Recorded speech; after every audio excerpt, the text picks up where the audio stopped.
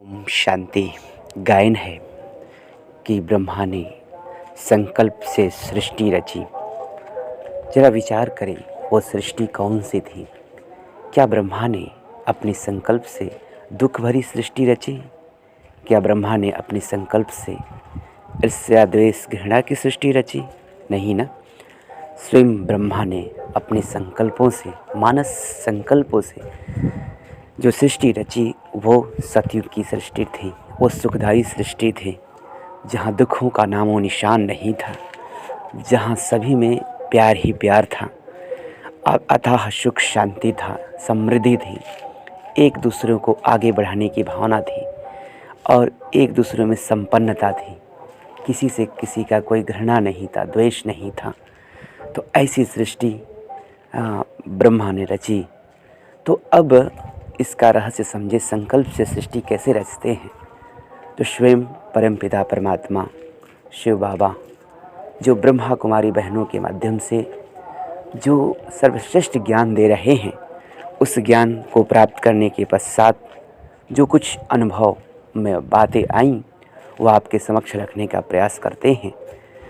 तो आपने देखा भी होगा कि किसी सीरियल में, किसी धार्मिक सीरियल में, कि एक तरफ जब देवताओं और असुरों की लड़ाई चलती है तो देवताएं संकल्प करते ही धनुष आ जाता है, बाण आ जाता है, शस्त्र आ जाते थे अनेक, और उधर असुर भी संकल्प करते ही अपने संकल्पों से धनुष बाण मंगा देते थे। लेकिन जो पावरफुल होता था, जैसे देवताएं पावरफुल हैं, तो असुरों के बाण से बाण उनके लगते थे, माने शस्त्र से शस्त्र उनके लगते थे। तो जो टकरा के और जो जिसके संकल्प कम होते थे, जिसके पावर कम होते थे, वो ख़त्म हो जाते थे। तो कहने का मतलब हमारे संकल्पों में बहुत बल हो। हम इतनी अपने संकल्प अर्थात विचार, हमारे जो मन के जो विचार हैं उसमें ताकत है। अगर हम गलत विचार सोचेंगे तो गलत वाइब्रेशन, गलत कमज़ोर संकल्प हमारे मन के हो जाएंगे।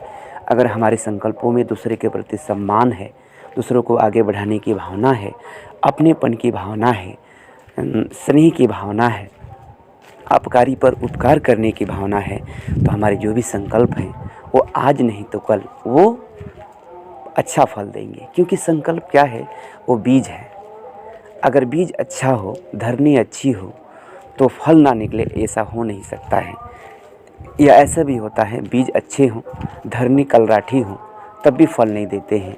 या धरनी अच्छी हो लेकिन हम उसकी देखभाल ना करें, कोई पशु खा जाए उस फसल को, या कोई तोड़ के फेंक दे, तो क्या फल निकलेगा? तो देख रेख करना, उसको अच्छी धरनी डालना, अच्छे बीज डालना। अगर हम किसी चीज़ में सिद्धि चाहते हैं, हम चाहते हैं कि हम कोई पुराना संस्कार या पुरानी हमारी जो कमी है, जो जा नहीं रही है, उसको दूर करें, तो उसके लिए चाहिए अपने विचारों को अच्छा बनाएं। दूसरी, हमारी धरनी क्या है, हम जो बीज बो रहे हैं उसकी भूमिका क्या है, उस पर ध्यान दें, अटेंशन देते रहें, तो निश्चित रूप से हम सफलता को प्राप्त करेंगे। अब बात आती है संकल्प से सृष्टि। हम अपने भाग्य के निर्माता खुद हैं। यानी कहने का मतलब कि समस्याएं और कुछ नहीं, यह हमारे खुद की कमज़ोर मन की रचना है। यानी कहने का मतलब हमारे सामने चाहे दुख है, चाहे सुख है, चाहे हमारे संबंधों में प्यार मिल रहा है, चाहे संबंधों में हमें दुख मिल रहा है, ये किसी दूसरे की बदौलत नहीं, बल्कि खुद की कमाई हुई, खुद की रची हुई सृष्टि है। हमने जैसे संकल्प से अपनी सृष्टि बनाई हुई है, वैसा ही वातावरण से या व्यक्ति से हमें प्राप्त होता है। हम जो कुछ प्रकृति को देते हैं या जो कुछ हम दूसरों को देते हैं, तो वही हमें रिटर्न में प्राप्त होता है। तो निश्चित रूप से हमने किसी को कभी दुख दिया है, जिसके बदौलत हमें आज चाहे प्रकृति से चाहे व्यक्ति से संबंध संपर्क में हमें दुख मिल रहा है। इस सत्यता को स्वीकार करें कि जो कुछ दुख या सुख है, या किसी से अगर प्यार नहीं मिल रहा है, किसी से रिस्पेक्ट नहीं मिल रहा है, इसका मतलब कि हमने कभी किसी को रिस्पेक्ट नहीं दिया है। इस सिंपल सी बात है। ये आज नहीं तो कल सभी को स्वीकार करना पड़ेगा। अगर इंसान ये स्वीकार कर लेता है कि अगर हमें प्यार नहीं मिल रहा है, अगर किसी का सम्मान नहीं मिल रहा है, इसका मतलब हमने किसी को सम्मान नहीं दिया है, न किसी को प्यार दिया है। तो निश्चित रूप से अब शुरू कर दें। क्या शुरू करना है? अपने संकल्पों को महान बनाना, क्योंकि जैसा आप अपने संकल्पों को रचेंगे वैसे ही सृष्टि बनेगी आपकी, वैसे ही लोग आपको उसी नज़र से देखेंगे। अगर आप चाहते हैं हमारे जीवन में सम्मान हो तो आप दूसरों को सम्मान देना शुरू कर दें। अगर चाहते हैं कि हमारे जीवन में प्यार हो तो दूसरों को भी प्यार देना शुरू कीजिए, क्योंकि जो देते हैं वही आता है। तो अगर आपने दिया ही नहीं किसी को तो फिर मिलेगा क्या? अगर दुख मिल रहा है तो इसका सीधा सा अर्थ कि आपको अधिक सुख देने की ज़रूरत है। अगर प्यार नहीं मिल रहा है इसका मतलब आपको अधिक प्यार देने की ज़रूरत है। अगर शक्ति नहीं है आपके जीवन में, जो चाहते हैं वो कर नहीं पाते हैं, इसका मतलब आपको शक्ति बढ़ाने की ज़रूरत है। अब जो मूल बात है वो क्या है? हमारी शक्तियाँ कैसे बढ़ेंगी, हमारे प्यार हमारे अंदर कैसे बढ़ेगा ताकि हम दूसरों को दे सकेंगे। तो एक बात अच्छी तरह से आपको बता दें कि जितना महान हमारे विचार होंगे उतना हमारे अंदर प्यार, गुण, शक्ति, शांति बढ़ेगी। लेकिन अब बात आती है अपने संकल्प से सृष्टि की, जो बात मैं कहा कि संकल्प से अपनी सृष्टि, अपना संसार रच सकते हैं। तो जितनी जिसकी महान संकल्प हैं, जितना जिसकी महान विचार हैं, वो उसकी सृष्टि उतनी महान है, उतना ही सम्मान, प्यार और शक्ति उसे प्राप्त होता है। अब पुनः बात यहीं आती है कि सबसे महान विचार किसके हैं?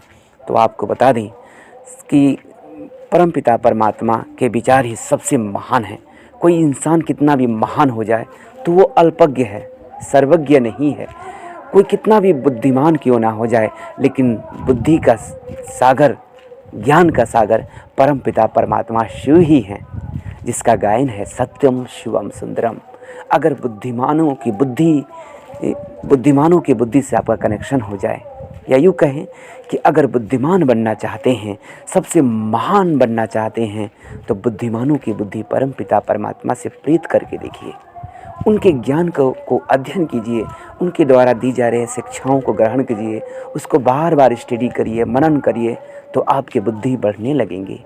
और बुद्धि अर्थात समझ अर्थात आपके संकल्प शक्ति जब महान हो जाएंगे तो आपके अंदर, आपके जीवन में सुख, शांति, समृद्धि, पवित्रता, प्यार, शक्ति सब आ जाएगा। इसलिए कहा कि ज्ञान बीज है तो दिव्य गुण उसके फल हैं। तो आप चाहते हैं हम महानता के शिखर पे जाएं, तो सबसे पहले अपने विचारों को महान बनाने में लग जाइए। और उसका आधार है कि परमपिता परमात्मा शिव बाबा, जो इस समय ब्रह्मा कुमारी बहनों के माध्यम से ईश्वरीय महावाक्य उच्चारित कर रहे हैं। अब आपको लग रहा होगा कि परमात्मा शिव भी बोलते हैं।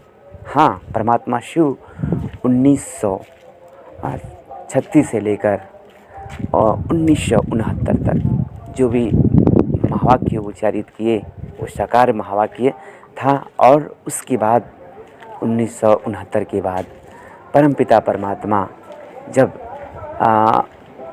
ब्रह्मातन के आधार के माध्यम से, अव्यक्त ब्रह्मातन के माध्यम से जो महावाक्य उच्चारित किए उसे अव्यक्त महावाक्य कहते हैं, जो प्रजापिता ब्रह्मा कुमारी ईश्वरीय विश्वविद्यालय में ब्रह्मा कुमारी बहनों के द्वारा वो महावाक्य सुनाए जाते हैं।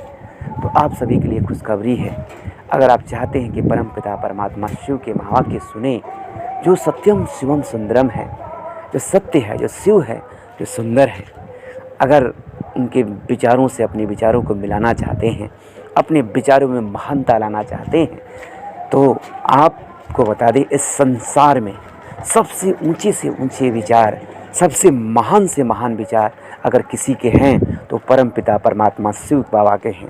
उससे अधिक महान विचार, उससे अधिक पवित्र विचार, उससे अधिक शक्तिशाली विचार इस संसार में क्या, पूरे ब्रह्मांड में किसी के नहीं है।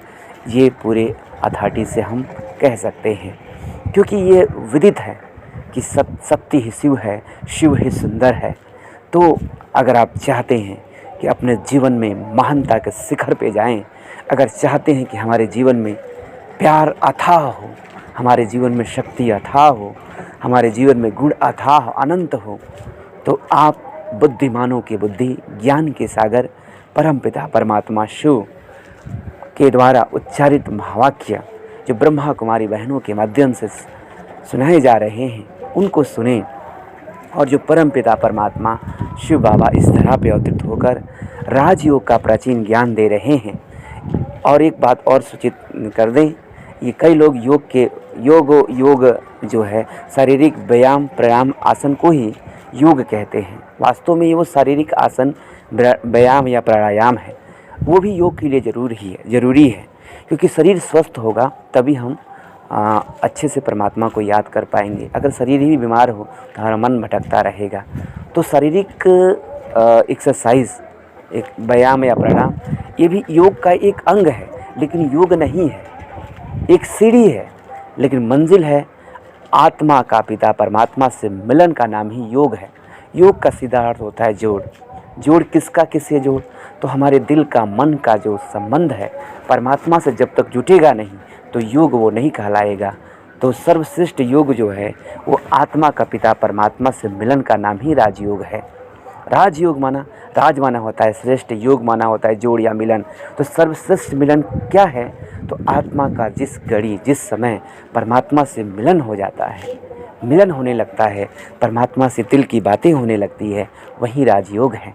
और वही राजयोग प्रजापिता ब्रह्मा कुमारी ईश्वरीय विश्वविद्यालय में ब्रह्मा कुमारी बहनों के द्वारा 7 दिनों में सिखाया जाता है, जिसका कोई शुल्क या चार्ज नहीं है। इसे 7 वर्ष का बच्चा भी सीख सकता है तो 70 साल के वृद्ध भी सीख सकता है। इसमें किसी भी जाति भेद, उम्र भेद, लिंग भेद, रंग भेद नहीं है। किसी भी देश के, किसी भी जाति के, किसी भी धर्म के लोग इस राजयोग को सीख सकते हैं। अब कहेंगे राजयोग की उपयोगिता क्या है? तो राजयोग एक विद्यार्थी को का जो है मनोबल बढ़ा देता है, एकाग्रता बढ़ा देता है, और एकाग्रता से वो विद्यार्थी अपने परीक्षा में सर्वोच्च अंक को प्राप्त कर सकता है। पारिवारिक जीवन में तनाव, स्ट्रेस आजकल बढ़ जा रहा है, तो तनाव मुक्ति का सबसे सहज विधि है राजयोग। अगर कोई इंजीनियर है तो वो उसके कार्यों में दक्षता ला देता है, उनकी बौद्धिक क्षमताओं को बढ़ा देता है। तो अगर कोई राजनीतिज्ञ है तो राजनीति करने की भी कला राजयोग से ही आती है। सही में राजनीति जो राजाओं की जो नीति है वो राजयोग से ही आती है। तो चाहे आप सामाजिक कार्यकर्ता हों, राजनेता हों, धर्म नेता हों, चाहे आप कोई साधक हों, या कोई जीवन में सफलता को प्राप्त करना चाहते हैं या किसी कमी को दूर करना चाहते हैं, तो आप सभी को मैं अपने 18 साल के निजी अनुभव से कह सकता हूं कि आप प्रजापिता ब्रह्मा कुमारी ईश्वरीय विश्वविद्यालय के द्वारा सिखाए गए राजयोग को सीखिए। इसके लिए कोई शुल्क या चार्जेज नहीं है, और आप चाहें तो ऑनलाइन कोर्स भी कर सकते हैं या यूट्यूब पर भी सर्च कर सकते हैं। ऑनलाइन राजयोग कोर्स बीके शिवानी बहन या ऑनलाइन राजयोग कोर्स बीके उषा बहन, इन दोनों लोगों में जिसका भी कोर्सेज आपको अच्छे लगते हैं इस राजयोग का, उन दोनों में से चूज कर सकते हैं, क्योंकि दोनों का एक ही पर्पज है। दोनों लोग एक एक करके आपको पहले आत्मदर्शन पहला दिन, फिर परमात्म दर्शन, कर्म दर्शन, ये सारी चीज़ें एक एक करके 7 दिनों में आपको बता दिया जाएगा। तो ऑनलाइन भी आप सीख सकते हैं। अगर आपको कोई दिक्कत या प्रॉब्लम्स है तो आप हमारे यूट्यूब चैनल बीके सूरज फाजिल नगर में कमेंट कर सकते हैं और आप हमसे हेल्प ले सकते हैं। तो आशा उम्मीद करता हूँ कि आप अगर अपने जीवन में अस्थायी सुख चाहते हैं, गहन शांति चाहते हैं, परमानंद की अनुभूति करना चाहते हैं, या कोई मानसिक रोग है उसको दूर करना चाहते हैं, स्ट्रेस को दूर करना चाहते हैं, तनाव को दूर करना चाहते हैं, तो आप संपर्क करें प्रजापिता ब्रह्मा कुमारी ईश्वरीय विश्वविद्यालय के किसी भी शाखा से। या अगर आपको जानकारी नहीं मिलता है तो आप मेरे यूट्यूब चैनल में कमेंट करें, हम आपका हेल्प करेंगे।